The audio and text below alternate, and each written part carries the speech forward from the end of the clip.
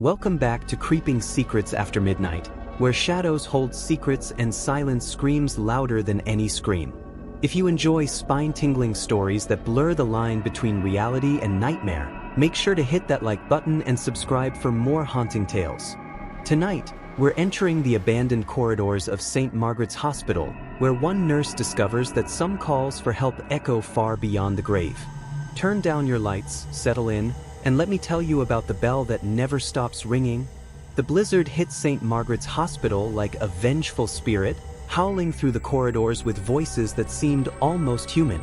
Elspeth McKinnon pulled her cardigan tighter around her shoulders as she made her rounds through the East Wing, her footsteps echoing in the empty hallways. The storm had been raging for 3 days now, and the hospital felt more isolated than ever. At 32, Elspeth had worked at St. Margaret's for nearly a decade. She'd seen the hospital change from a bustling medical center to this skeleton of its former self. Budget cuts, staff reductions, and the newer hospital across town had left St. Margaret's with only 2 active wards and a handful of dedicated staff who refused to abandon their posts. Tonight, she was alone. The skeleton crew had been reduced to just her, making rounds through the East Wing where only 12 patients remained. The West Wing had been closed for maintenance, or so the administrators claimed. Everyone knew it was really about money. The hospital was dying room by room, floor by floor. Elspeth checked her watch, 2:17 a.m. The witching hour, her grandmother used to call it. The time when the veil between worlds grew thin. She shook her head, trying to dispel such thoughts. 3 straight double shifts were making her mind wander to places it shouldn't go. The generator hummed somewhere in the basement, struggling to keep the lights on. Half the fluorescent tubes had burned out and hadn't been replaced, leaving long stretches of corridor in shadows that seemed to move with each flicker of the remaining bulbs. The heating system was failing too, and her breath created small clouds in the chilly air. She paused at the nursing station, glancing at the old call board. Most of the lights were dark, too few patients, too many empty rooms. But as she watched, a yellow light began to blink. Room 301. Mrs. Henderson, probably needing her pain medication. Elspeth gathered the necessary supplies and headed down the hallway. The storm rattled the windows with increasing fury, and she could hear tree branches scraping against the glass like skeletal fingers. The hospital had always been a place of healing, but tonight it felt more like a tomb. She knocked softly on Mrs. Henderson's door and entered. The elderly woman was sitting up in bed, her face pale in the dim light. "Can't sleep, dear," Mrs. Henderson whispered. "This storm, it reminds me of the night my Henry passed. Listen to it howl." Elspeth administered the medication and sat with the woman for a few minutes, holding her hand as the wind continued its relentless assault on the building.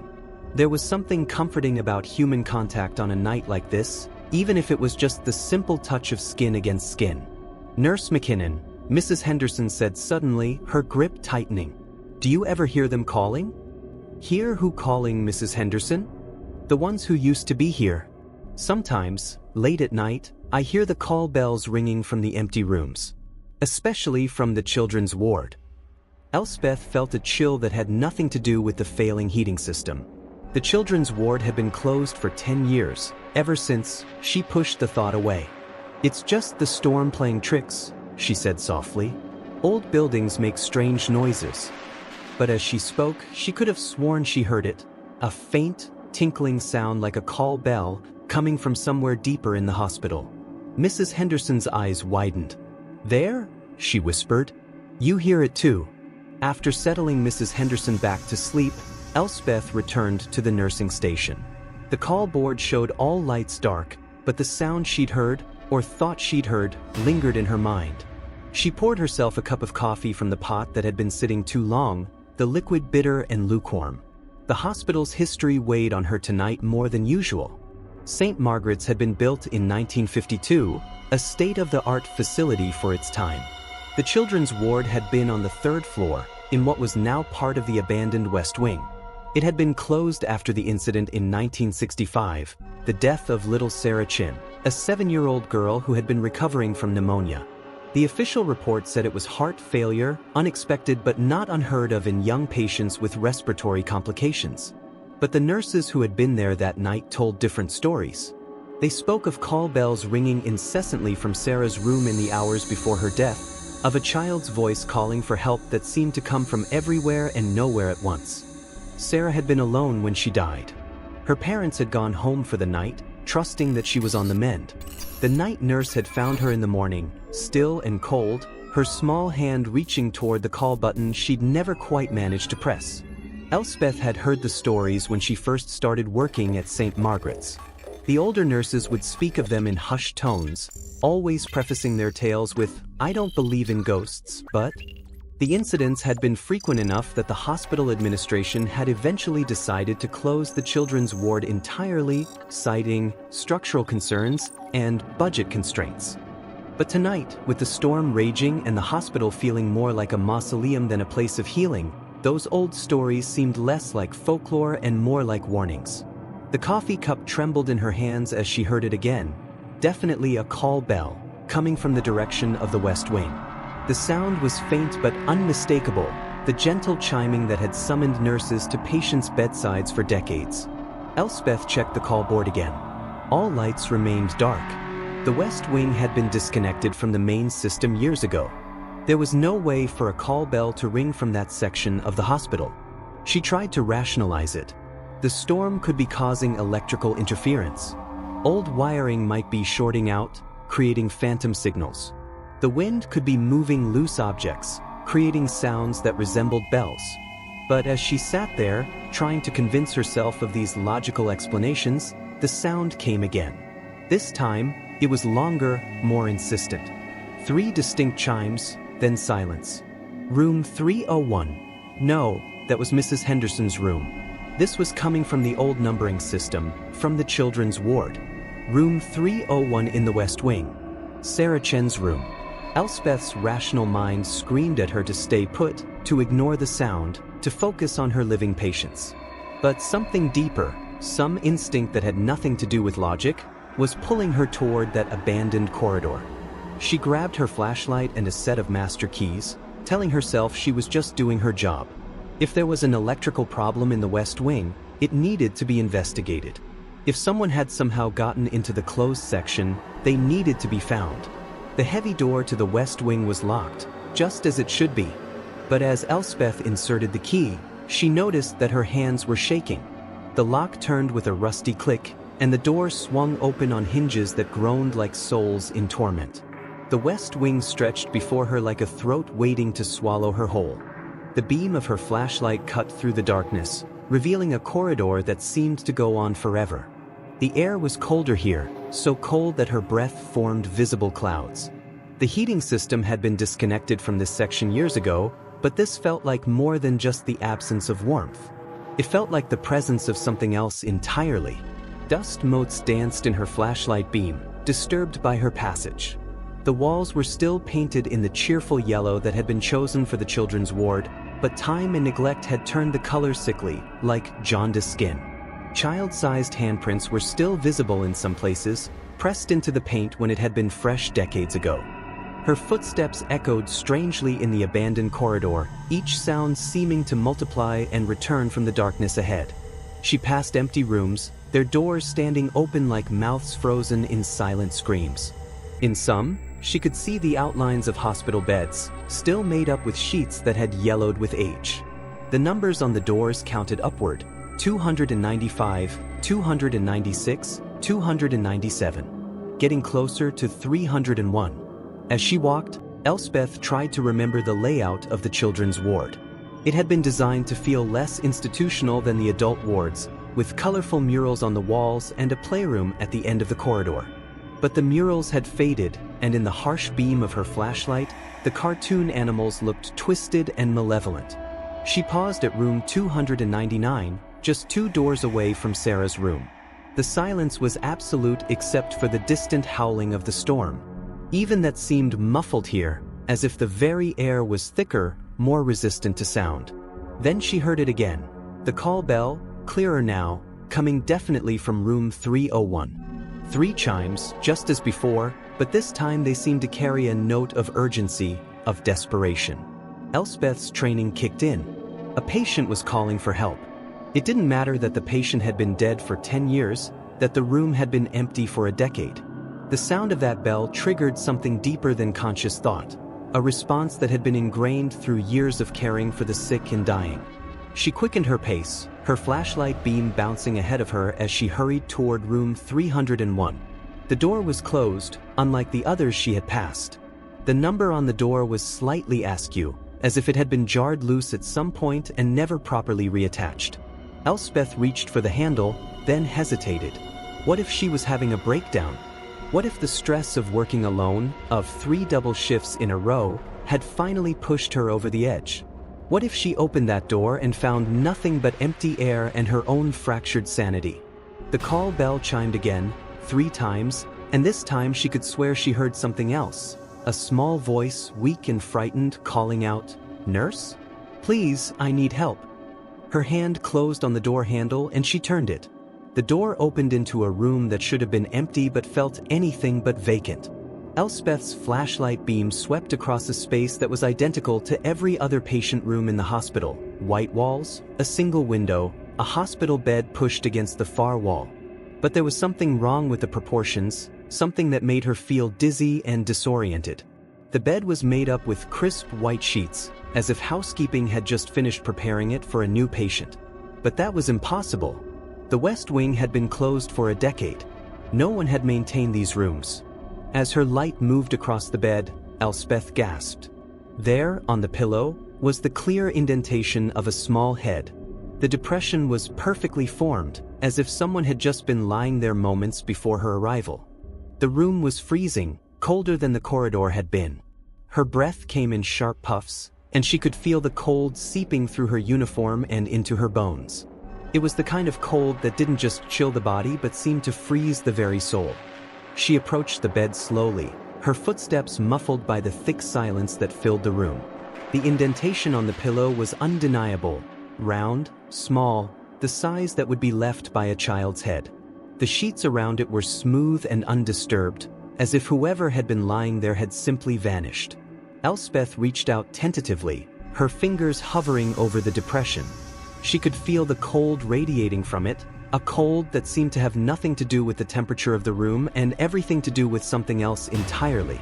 "Hello?" she whispered, feeling foolish even as the word left her lips. "Is someone there?" The silence stretched on, broken only by the distant howling of the storm. Then, so faintly that she might have imagined it, came a response, "It hurts." The voice was thin, weak, and unmistakably that of a child. It seemed to come from everywhere and nowhere at once, filling the room with a presence that made Elspeth's skin crawl. "Where does it hurt?" she asked, her nurse's instincts overriding her fear. "My chest," the voice whispered. "It's hard to breathe." Elspeth's blood ran cold.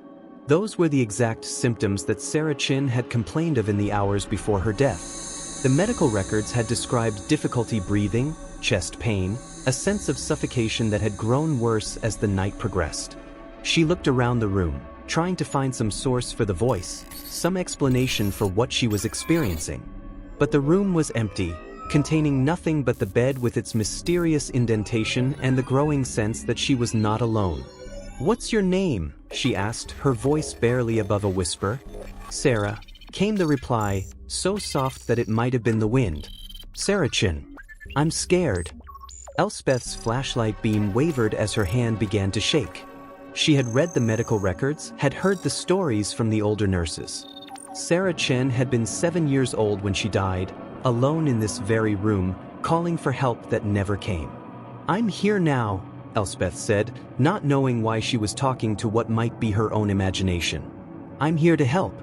"The other nurses don't hear me," Sarah's voice continued, growing slightly stronger. "They come sometimes, but they don't stay. They don't listen." "Other nurses?" Elspeth felt a chill that had nothing to do with the temperature of the room. Had other staff members heard the call bells? Had they come to investigate, only to find empty rooms and convince themselves they had imagined it all? "I hear you," Elspeth said. "I'm listening." "It's so cold," Sarah whispered. "I can't get warm. And I can't breathe. Please help me breathe." Elspeth looked at the bed again, at the indentation on the pillow. If she was losing her mind, if the stress and exhaustion had finally pushed her over the edge, then at least she was losing it in a way that honored her calling as a nurse.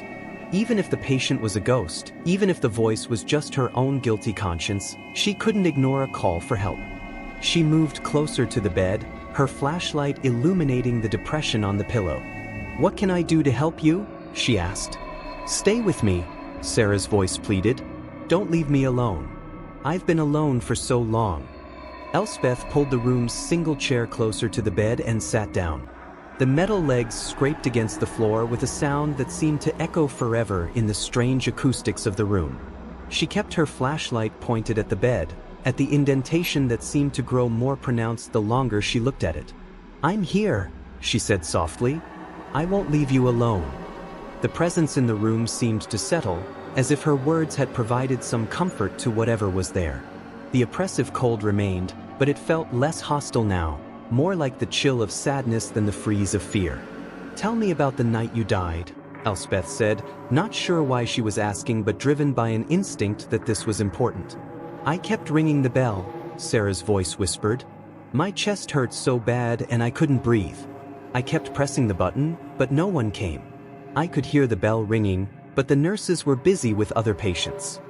Elspeth felt a stab of guilt that had nothing to do with her own actions.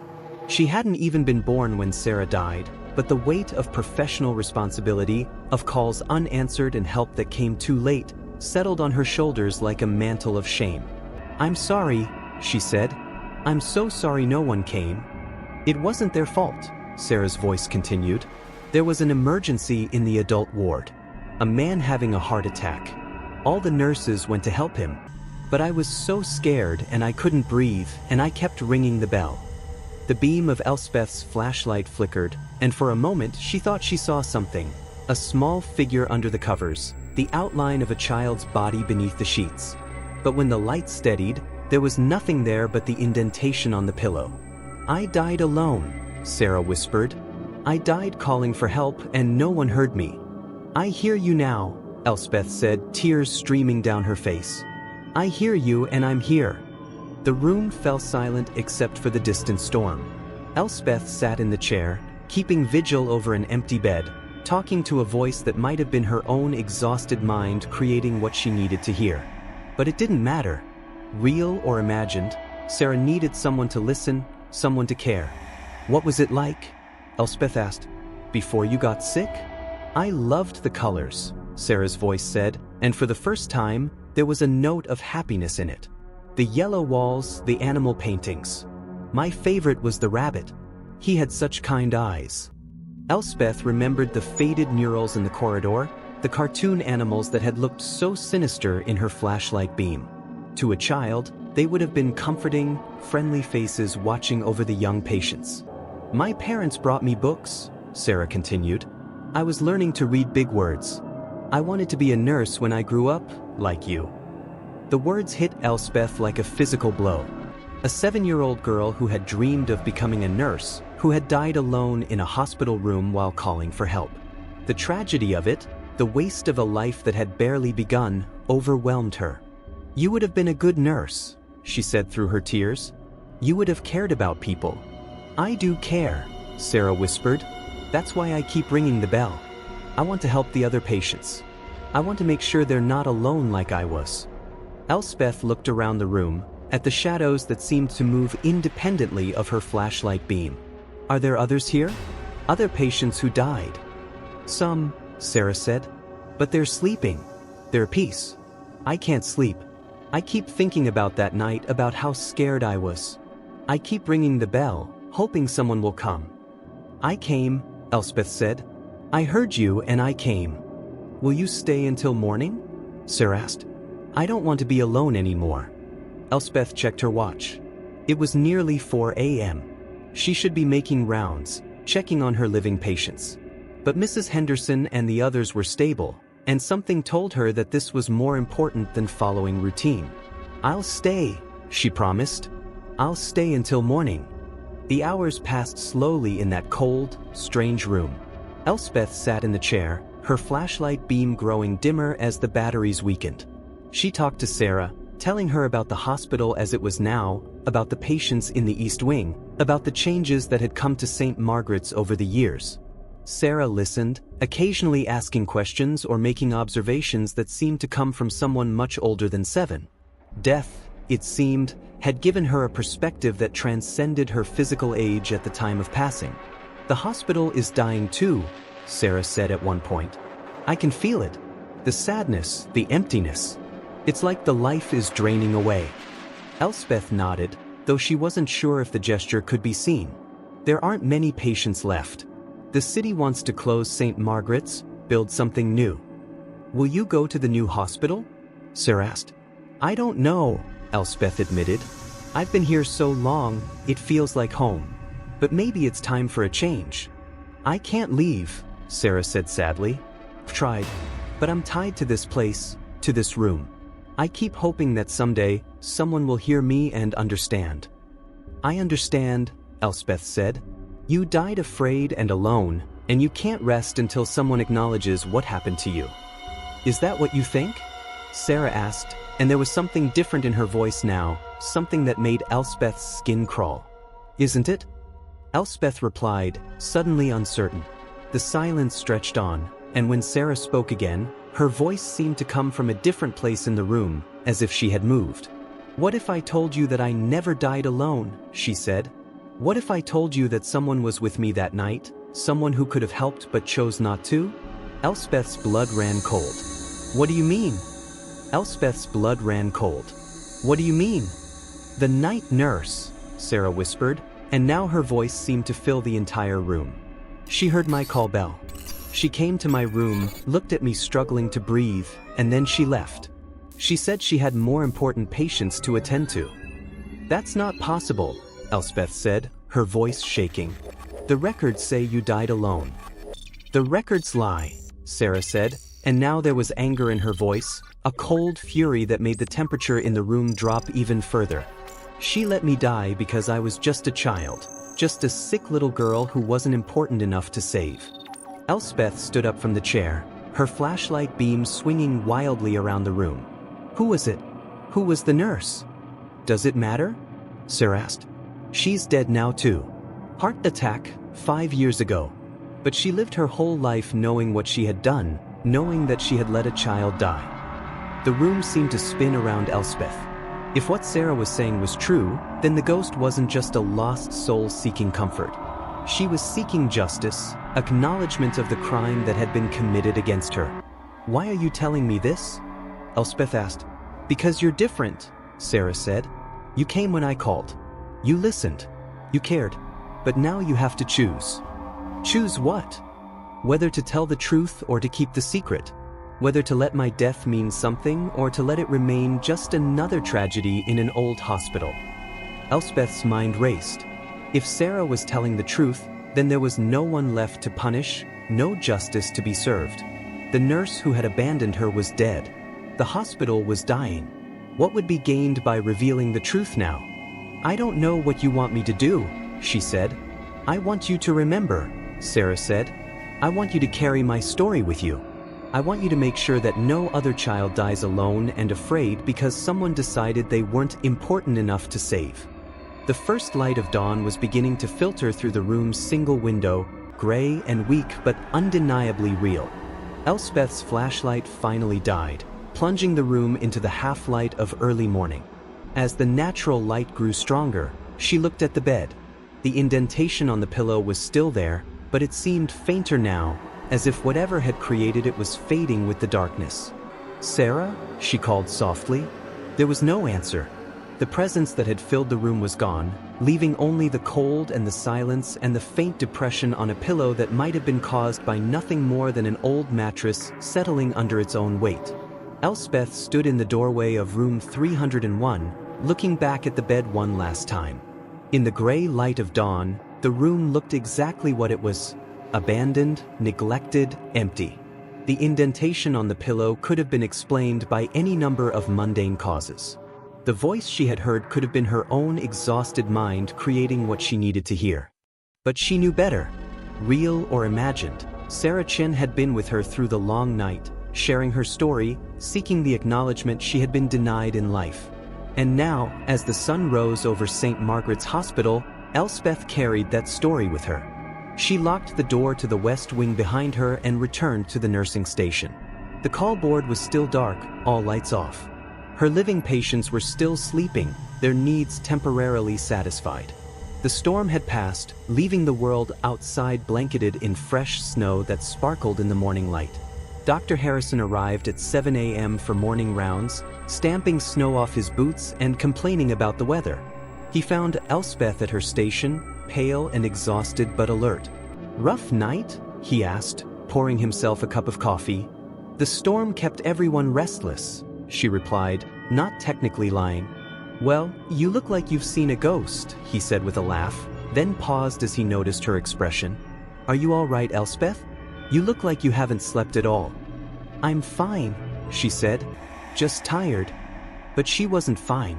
The night had changed something fundamental in her understanding of the hospital, of her role as a nurse, of the responsibility that came with caring for the vulnerable. Whether Sarah's story was true or false, whether the voice had been real or imagined, the message was clear: every patient mattered, every call for help deserved an answer. Over the following days, Elspeth found herself researching the hospital's history, digging through old records and newspaper archives.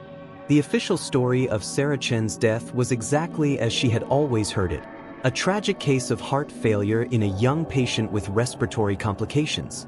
But the more she looked, the more she found small inconsistencies, tiny details that didn't quite add up. Duty rosters that showed the night nurse had been on the children's ward when Sarah died. Medical notes that mentioned the patient's frequent use of call bell in the hours before her death. A disciplinary action filed against the same nurse 6 months later for failure to respond to patient needs. The nurse's name was Margaret Thornton. She had worked at St. Margaret's for 37 years, retiring in 1987 and dying of a heart attack in 2000. Her obituary described her as a dedicated professional who touched countless lives during her career. But it also mentioned that she had requested never to be assigned to the children's ward after 1965, citing personal reasons. Elspeth never found definitive proof of what had happened that night. But she found enough to know that Sarah's story, ghost or not, contained more truth than the official records revealed. A week after the storm, Elspeth was working the night shift again. The hospital was quiet, her patients stable. As she made her rounds, she found herself pausing at the door to the west wing, listening for the sound of a call bell that she knew she would never hear again. Sarah was at peace now, her story told and acknowledged. The weight of carrying that knowledge was heavy, but it was a burden Elspeth was willing to bear. She had learned something important that night, that being a nurse meant more than just following procedures and dispensing medication. It meant being present for people in their darkest moments, being the one who answered when they called for help. The hospital administration had finally made their decision. St. Margaret's would close at the end of the month, its remaining patients transferred to newer facilities. The building would be sold, probably demolished to make room for something more modern and efficient. Elspeth had been offered a position at the new hospital across town. The pay was better, the facilities more modern, the patient load more manageable. It was the logical choice, the practical choice. But she found herself thinking about Sarah, about the children's ward that had been full of hope and healing before tragedy had claimed it. She thought about all the patients who had passed through these halls, all the lives that had been touched by the care provided within these walls. On her last night at St. Margaret's, Elspeth made one final visit to the West Wing. She used her master key to open the door, walking the familiar corridor one last time. The murals still looked faded and sinister in her flashlight beam, but she tried to see them as Sarah had, colorful, cheerful, full of kindness. Room 301 was exactly as she had left it. The bed was still made with crisp white sheets, the indentation on the pillow still faintly visible. But the oppressive cold was gone, replaced by something that felt more like peace than emptiness. "Thank you," she whispered to the empty room. "Thank you for trusting me with your story." There was no answer, but she hadn't expected one. Sarah was gone, her vigil ended, her story told. What remained was the lesson she had taught, that every patient mattered, that every call for help deserved an answer, and that sometimes the most important thing a nurse could do was simply be present. 20 years later, Elspeth McKinnon stood in the lobby of the new children's hospital, watching young nurses begin their shifts. She had become the head of pediatric nursing, a position that allowed her to pass on the lessons she had learned during her long career. The old St. Margaret's Hospital had been demolished 15 years ago, replaced by a shopping center and parking lot. Sometimes, driving past the site, she would remember the night of the storm, the voice in the empty room, the choice she had made to listen and to care. She never spoke publicly about what had happened that night. There would have been no point, no way to prove the story, no justice to be served, no wrongs to be righted. But she carried Sarah's story with her, letting it guide her decisions and inform her teaching. The young nurses she mentored often asked her about the most important quality for their profession. She always gave them the same answer: learn to listen. Really listen. Sometimes the most important thing you can do is simply be present when someone needs you. And if they asked why, she would tell them about the responsibility that came with their calling, about the trust that patients placed in them, about the sacred duty to answer every call for help. She never mentioned the ghost of a 7-year-old girl who had taught her these lessons. But sometimes, late at night, when the hospital was quiet and the corridors empty, she would hear the faint sound of a call bell ringing. And she would smile, knowing that somewhere a nurse was listening, a patient was being comforted, and no one was dying alone. The bell had finally stopped ringing, but its echo would continue forever, carried in the hearts of those who understood that caring for others was both a profession and a calling, a duty and a privilege, a burden and a gift. In the end, that was Sarah's true legacy, not the mystery of her death, but the reminder of what it meant to truly care for another human being. And that legacy lived on in every nurse who heard her story, every patient who received compassionate care, and every call for help that was answered with kindness and presence. The ghost was gone, but the lesson remained. In the darkest moments, when fear and pain and loneliness threaten to overwhelm us, the most powerful healing comes not from medicine or technology, but from the simple human act of being there for one another. And that, perhaps, was the most important story of all.